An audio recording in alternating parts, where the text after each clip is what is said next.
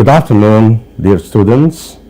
I'm glad to be with you today on a lecture which is of special importance to you, although it is a little bit outside your literary translation course. The lecture of today will be on a concept which is very, very important, in fact, strategic in many universities in the developed world. And we hope that it will assume the same importance in our universities. The title of today's lecture is The Importance of Critical Thinking, CT for abbreviation, for the EFL Advanced Level students. And I'm Assistant Professor Hashim Lazim. The concept CT, which is a critical thinking, التفكير النقدي. I don't know what do you mean. Yeah, good. This kind of concept is an established concept nowadays. Now, it has been used in universities for a long time, not only in an advanced level. In fact, it is used in a lower level, sometimes in some countries, in primary, secondary, and even intermediate schools. Right. The word critical here is not used in the negative sense, because in Arabic, the word critical ينتقد to mean to show some negative aspects of a person. Here it is used in the positive and in a constructive sense indeed. And the other point is that this CT is a core academic skill. It is a very, very important skill, regrettably ignored in our universities and schools. And we try to suggest something to establish this concept in our advanced level students at least. One of the main things for this concept that, I mean CT or critical thinking, that it teaches students how to question things, which means that students shouldn't be receptive only. They should be productive by asking questions and asking sometimes very deep questions and reflect on their own knowledge. Reflect on here means to think deeply using reasoning to come to certain results. The other point is that CT is an ancient concept. It's a very old concept. Some people think that this is new and that's why we are not using it. No, it is traced in Socrates and Plato, Platon. And in this, in historical terms, we are thinking of 2,500 years ago. And Socrates used to teach his students how to raise questions at that time. And this is something we try to do in our time.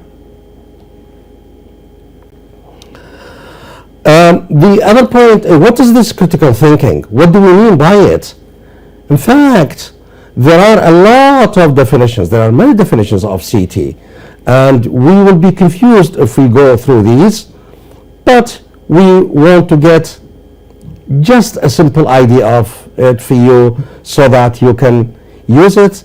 And I will hint at points where critical thinking is useful to you in your translation course. Here, to think critically means to question and apply knowledge and information. So raising questions, asking questions, trying to find appropriate answers is something which is useful to you as students. And you need to apply the kind of knowledge you are getting, and not to put it on the shelf or put it in a theoretical aspect only. Critical thinking is what? Is the ability to analyze information, and the word analysis here is of prime importance. It's very important. This is in opposite to what we call core learning or just learning by heart, the method we are following, which is totally wrong. So we need to be motivated to analyze the information we get and to analyze it objectively. Objectively, it's the opposite of subjectively, meaning we should put away and put aside all our subjective points of view, or what we call biases, and then we take a reasoned judgment.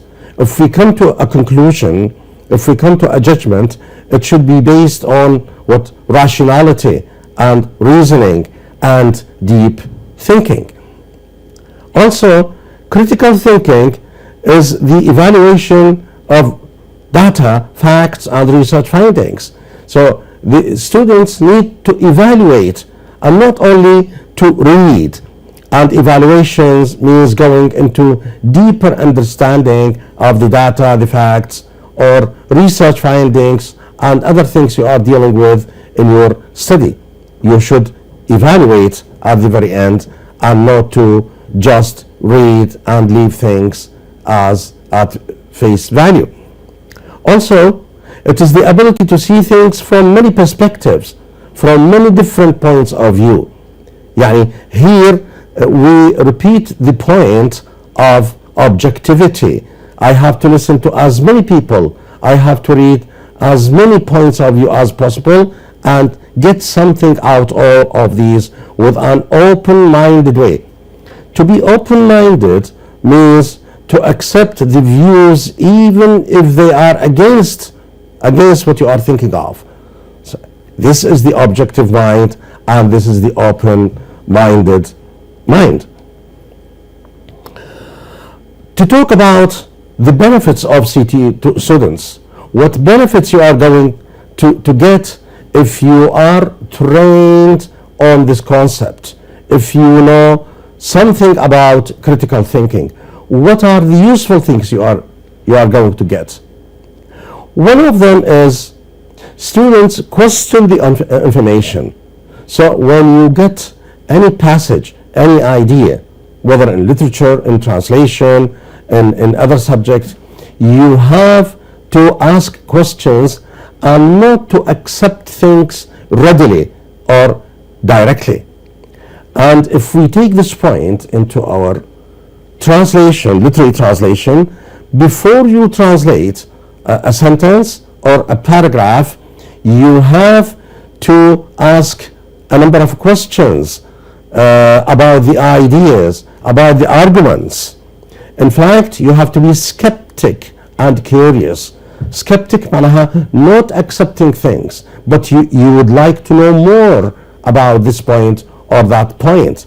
So before you give me your own translation, you need to check it with others, you listen to the views, you read some sources, you go to the library and do some research until you get what the idea you are after.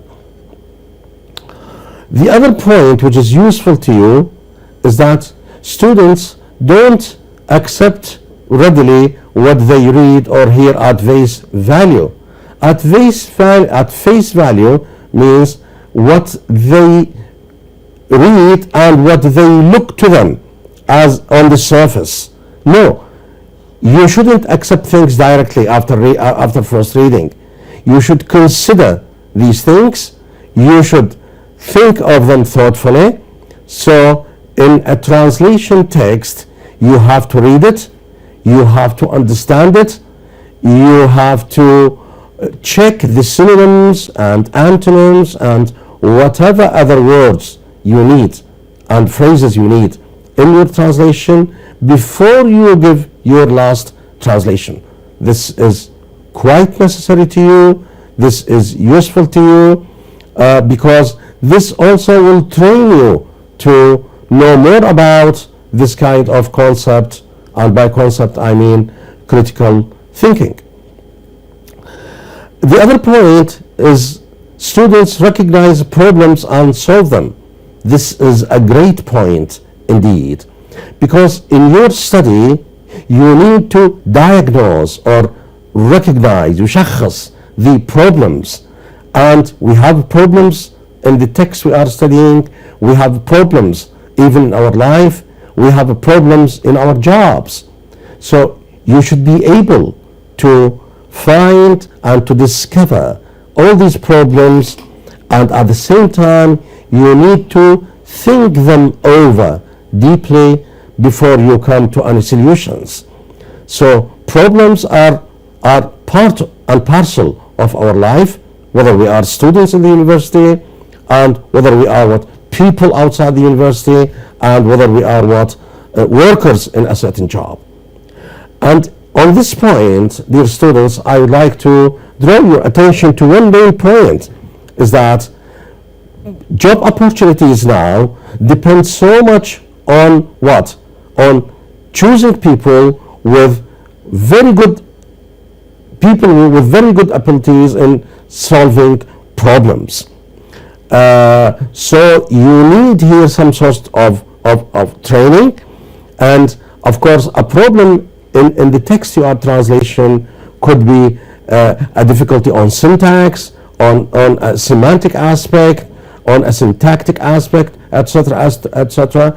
You need to think of it and not to translate, for example, the text so quickly from English into Arabic. No, you need to think it over, and this should take a lot of time before you find what the answer. And this is a point raised by the famous scientist and scholar Einstein, who once said that I spend lots of hours sometimes thinking of a problem, but the solution will take a few minutes. So deep thinking would help you a lot. The other point here is that students in their study and in their understanding of what critical thinking is should avoid bias. And bias is what we call prejudice, التحيز والانحياز. And in this context, students have to be objective. معناها you should listen to the views of others, you should respect what others say, you shouldn't accept your ideas readily or directly, but you need to see a number of views, and then you come to a judgment at the very end. So bias and prejudice are not these good things at all for bright students. The other point is that students are trained to use reasoning skills to analyze and evaluate. So if critical thinking becomes part of your curriculum, and I hope this will be soon, you will be able to use reasoning skills. Reasoning here is not as bad as you know it in Arabic. No, reasoning is معنى thinking ability, the skills that need your thinking ability to analyze. You see the word analyze is repeated because now this is very, very important. يعني you take the sentences into parts, trying to find the hidden meaning, try to find the ideas, what we call the intention of the poet or the novelist or the short story writer, because you are studying literary translation, and then you evaluate, you try to come to certain judgments and evaluations before you give your final answer. Before this time, I think you used to use your dictionary, give the meaning of this word and that word, and then you give the translation directly to your teacher. Here, following the critical thinking concept is not first to analyze, and there is another word called synthesize. Analyze يحلل, وsynthesize يركب, and then you come to evaluate. Dear students, think of this. This is useful to you as students, and this is useful to people, employees in the future. Critical thinking, in this way students are able to read between the lines, means that you shouldn't read sentences superficially, as we call, as they appear to you. Sometimes we need to go deeper, because in literature the meaning sometimes is not apparent, is not very clear, especially in poetry. In poetry, you need to go beyond the surface structure, and you go to the deep structure, as Noam Chomsky says once. Reading between the lines, you need to connect ideas, you need to what we call to infer and to conclude. So reading things line by line or sentence by sentence wouldn't give you the meaning required in literature. It needs more effort. It needs to go beyond these lines and these sentences. This gives you a chance, as they say in philosophy, to contemplate. And contemplate means يتأمل. You have to think these lines and these sentences over. Maybe exchanging views with your colleagues, other students. You may ask your teacher before you come to a final judgment on the piece you are reading. The point here is that students use evidence to form opinions and points of view. Sometimes you express opinions or points of view on a certain matter. For example, if we translate a piece of literature, a novel, a short story, drama, into Arabic, and I ask you your opinions about the translation. So you shouldn't give me your opinions right away. In fact, you need to study the sentences given, the options given, until you come to an evidence or proof, a dalil, as if you are a lawyer in a court. You see my point? So evidence is needed before you formulate any opinion or any point of view to your teacher or with other colleagues or in a seminar, etc., etc. Critical thinking upgrades knowledge. It helps you to have independent self-learning and taking decisions independently. The word independent is so important in the university life. In fact, I feel sorry to say that many students feel that they are dependent or they depend on teachers 100% here in the university. This is wrong. So teachers should motivate their students to have independent thinking, independent self-learning. And in fact, in many universities in Europe, in Canada, in the United States, in Japan, they develop on what we call self-centered learning. It is learning which would depend so much on the student. Yeah, the student prepares the material, goes to the library, read books, make some research about the material he is required to study, and not depending mainly on the teacher. So when we teachers explain everything to students, we are making big mistakes indeed. So we should give those students the opportunity to think independently and to raise ideas depending on their own understanding and their own ideas, and also taking decisions independently. And taking decisions is so important, in fact, in our translation course, because I see sometimes that you give synonyms or more than one translation for a text because you have doubts and you are not satisfied. So you tell me either this or that.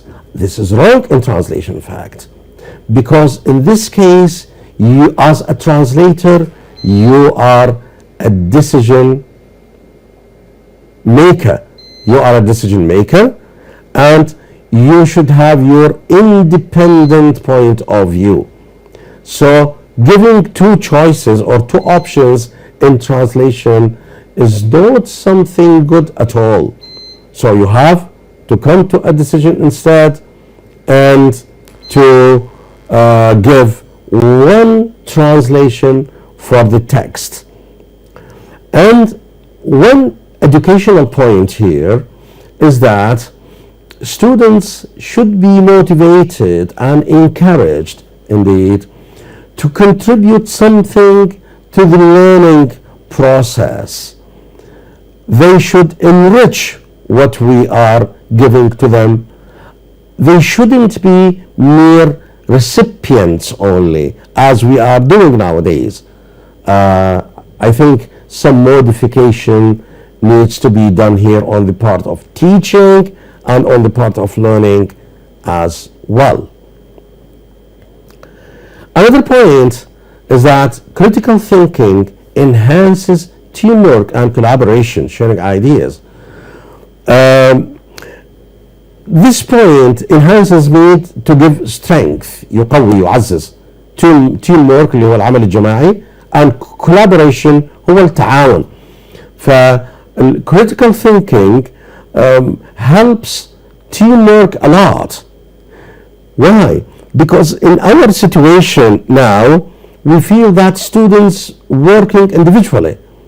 Each student works on his own without working as groups. We have few cases, but these cases are not too many. So why is that? Because they have to think, they have to exchange views before they come to final ideas and final judgments. And that's why they need to collaborate or cooperate together. And they shouldn't be sensitive to this kind of attitude. They should learn from one another. They should help each other, including the teacher. Yani an objective teacher will involve himself even with the students. He may learn something out of some of their readings or some of their knowledge. And by so doing, students are going to share some ideas and not to keep these ideas for themselves.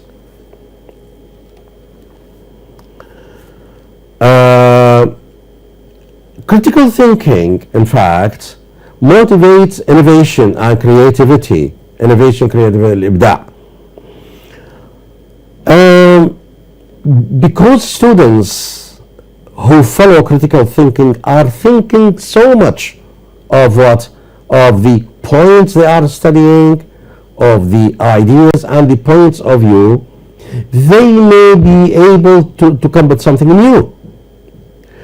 And this is followed sometimes even in kindergartens and in primary schools, where small boys and girls are highly motivated to connect ideas, to try to come to something new, but motivated by their own teachers.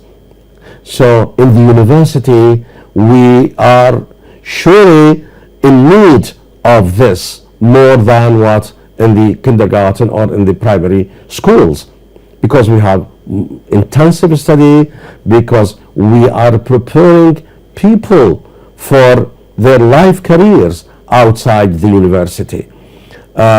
So encouraging them to study deeply, to come to new things is part, in fact, of our encouragement to our students. The other point is that critical thinking helps to develop confidence in students. They will feel, if they think deeply, and they of course will promote their own reading in their courses, and in translation they are going to translate more and more, and not to be restricted by or limited to the passages given to them by their own teacher. They will translate themselves, and at the very end they will have confidence. معناها they are able to do things without the. In doing so, students will show up their own talents and their capabilities, and we will see gifted people. And this is, I suppose, part of the job of the university. It's not only tests and examinations. It's what divulging, discovering, exploring gifts and talents of the students, and what show this to other students, so that the whole group will be motivated. Other point is that critical thinking helps to sort out the great amount of information we have these days. In fact, we live in a time of great and very rapid developments. It is the digital age nowadays, the age of the internet and the computer. So we have great amount of information. We cannot discriminate. Sort out means to discriminate, يميز. So critical thinking would help us, because now we have the ability to analyze, to know what is useful to us, to know what is relevant to us, and to know what we need in our life as students and our career outside the university. All this can be attained by adopting critical thinking and use it in our study. So some people are misled, are cheated by some information, but critical thinkers be subject to such kind of deceit or such kind of misleading, as they will be able to know what is right and what is wrong, what is correct, what is incorrect, what is useful and what is useless to them. Here the point is that critical thinking helps students to do well in the university as well as in the workplace and in life as a whole. And this is a very interesting point, I suppose. Sometimes we are thinking in the university of students as young people who are studying, that they are subject to examinations and quizzes, and they will get their BAs at the end of the day. But there's another thing should be added to this, and this is what we are qualifying them for their life after graduation. So we need to make some sort of bridge or connection between their life in the university and the market, and we do some sort of planning, تخطيط for this purpose. يعني even when we accept students in this kind of field or specialty on that, we should also study the market outside, whether this number is enough, it's more than sufficient at all. So their life in the workplace would be a continuation of what their life in the university, mainly promotion of their knowledge and in solving what? In solving problems. So out of all this, we can come to the conclusion that critical thinking is so useful to our students. It has to be added, in fact, and included in the curriculum of our colleges, and students have to be trained on this.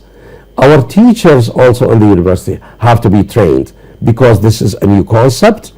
Although we have some Arab countries that have adopted this, for example, Egypt and Morocco, Jordan, and some Gulf countries, they have used this and they have succeeded, in fact, in upgrading their study, and we have the ambition that we follow up of course within the other courses. A message to my students of translation. In fact, I would like you to develop the ability to raise questions first. For each lecture, you have to prepare a number of questions and you have to raise them in the classroom, and you should be satisfied with the answers. Otherwise, you have to ask more questions until you get what you want. This would help you to come to point thoughtfully, and this would help you a lot in your in your courses as a whole.